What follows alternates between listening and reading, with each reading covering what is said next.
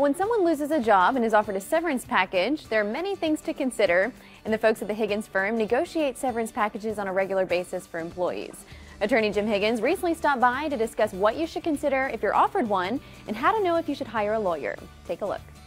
All right, Jim, great to have you back on the show. Thank you. All right, we're talking about severance packages today. So first, let's start by talking about, are they required here in Tennessee? What's the law? No, they're not. The severance, there's nothing in the law that requires an employer to give you a severance package if they let you go, no matter how long you've been there or who you work for, unless you had a contract for it, and that's so rare. So in general, there is no legal requirement.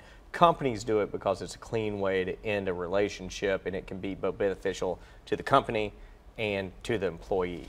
Okay, and what is an office, what do they review when they're considering a severance package? What's the thought process there? Right, so when someone gets a severance package, what I think people should consider, and what our employment law division will always look at, is first of all, is it a reasonable package? Is it a reasonable amount? And that's a little bit hard to gauge because there's no price tag on these things. We are able to do that somewhat in our office just because we review so many of them. We know that a company this size with a person who worked there that long, this is going to be the ballpark of what a reasonable severance is. Right, kind of put the value on it. That's right. And the next thing, you know, when you get that severance check, you're not just getting a check. You're signing this agreement, which means you're going to give up certain rights. So you want to see, what are you giving up? You know, a lot of these severance packages are going to include, you're going to give up any rights you may have had for any type of employment law claim. If you had a discrimination claim or an ADA claim or a Pregnancy Act claim, whatever it may be, that's going to be gone probably if you take this severance package. Interesting. Is there a non-compete agreement?